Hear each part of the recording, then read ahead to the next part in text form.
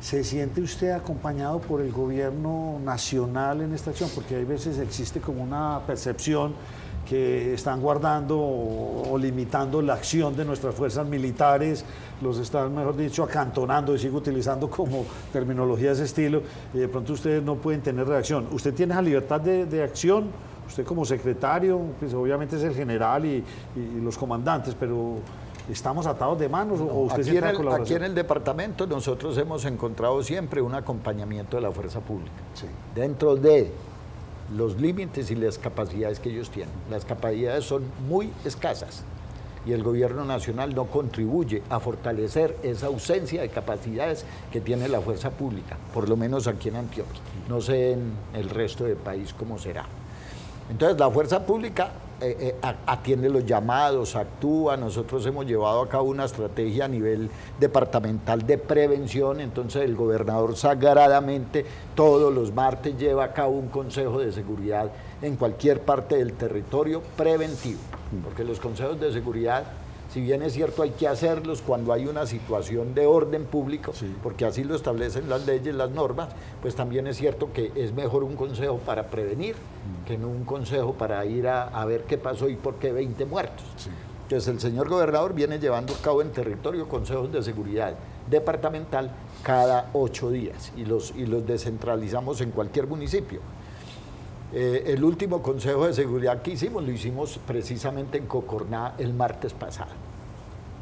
Entonces, las fuerzas nos acompañan y ellos actúan hasta donde pueden actuar. Cuando estaba el decreto de cese al fuego, pues ellos no podían entrar donde estuviera o la FARC o el ELN porque estaban dentro de un acuerdo. Ahí nosotros convocamos en múltiples oportunidades al gobierno nacional y en múltiples oportunidades a los organismos de verificación de cese al fuego, porque ¿cómo puede ser posible que grupos que estaban en el marco de una negociación, estoy hablando de unos días atrás, maten, desplacen, amenacen, extorsionen, hurten y no pase nada, y se enfrenten entre ellos y generen todo ese desorden y no pasa nada? Y ante esos llamados del gobierno departamental al gobierno nacional, nunca hubo una respuesta asertiva. ¿Cuál es la gran diferencia que usted se encontró cuando llega a la Secretaría de Seguridad del departamento en lo que tiene que ver con la policía, frente a la posición de la policía, ahora que usted está en la Secretaría y cuando usted fue comandante de la Policía de Antioquia o de la Policía Metropolitana? ¿Qué es lo diferente? No, pues lo diferente es que uno ya en esta posición no tiene el mando sobre la tropa, porque cuando yo tengo el mando sobre la tropa, yo no tengo que pedirle permiso al gobierno nacional ni al gobierno departamental para actuar. Yo de acuerdo con mi formación y cumpliendo la Constitución y la ley, muevo mis hombres como yo considero los debo mover. O sea, la voluntad de la policía no ha cambiado, siguen con la misma vocación. Pero usted cree que en este momento, o que por lo menos cuando usted llegó, estaban maniatados. O sea, no se podían mover como cuando usted era el comandante de la Policía Metropolitana, la Policía Antioquia. Yo he encontrado en la policía una situación un poco difícil y que en los consejos de seguridad sale mucho a relucir, que es que los policías hoy en día en Antioquia dicen que ellos no pueden salir del casco urbano, y yo no he podido entender esa situación, porque Antioquia no es lo mismo que hace 20 años cuando yo fui comandante, y cuando yo fui comandante esto tenía todos los bandidos activos, el ELN, las FARC, teníamos las tomas en el oriente antioqueño, teníamos unos grupos guerrilleros como el Frente 34 que permanentemente nos hacía secuestros, asesinatos.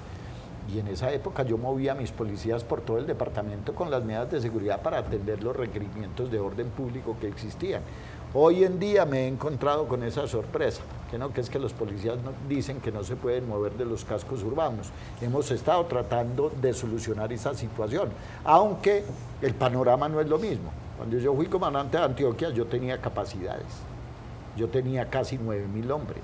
Hoy en día no hay sino 4.000 y pico, cerca de 5.000, un bajón grande, casi 20 años después, sí. Cuando uno creería que en 20 años pues las Se iba a cosas tener cambian más. y debiera haber más fuerza pública. Hoy en día la fuerza pública adolece Permítame, mucho tengo de que pie de fuerza. Y las capacidades eran otras, habían medios, había recursos. Claro. Ahora le voy a decir esto, a la policía hay que darle hasta el alojamiento de los hombres que uno necesita para hacer un trabajo diferencial en el departamento. Y ya sé que, permítame alguna aclaración para que haga su pregunta, María. Ya voy con usted aprovechando aquí Tranquila. que tenemos a nuestro secretario y tratar de entender cómo está el nivel de seguridad de nuestro departamento. Andrea. Secretario, varias preguntas. Nosotros hemos tenido la oportunidad de conversar con precandidatos a la presidencia de la República. Todos ellos coinciden en que estamos pasando por una situación de seguridad muy difícil de orden público a nivel nacional, con el fortalecimiento de esos grupos ilegales, sobre todo en ciertas regiones específicas del país. Varios de ellos han hablado de la necesidad latente que va a tener el próximo mandatario colombiano de llamar a oficiales, a tenientes, a altos mandos que ya se retiraron para intentar reforzar lo que tenemos hoy en las fuerzas Para públicas. no perder el conocimiento adquirido. Para recuperar inteligencia. todo eso por el debilitamiento que ellos han asegurado está teniendo la fuerza pública en este momento. ¿Usted está de acuerdo con eso, con que se llame a quienes ya se retiraron, usted haciendo buen uso de su retiro, por ejemplo? ¿Está de acuerdo con que eso se llame? ¿Usted cree que es necesario para el país volver a llamarlos? Pues a ver, las fuerzas yo creo que con lo que hay en este momento tienen la capacidad de afrontar cualquier situación. El conocimiento está, porque es que los generales que tienen las fuerzas hoy en día han hecho el mismo recorrido que uno hizo. Entonces deben tener el mismo o mejor conocimiento que uno tuvo en su momento. Entonces yo creería que por falta de conocimiento o de experiencia no sería tan necesario. Sería necesario por falta de pie de fuerza.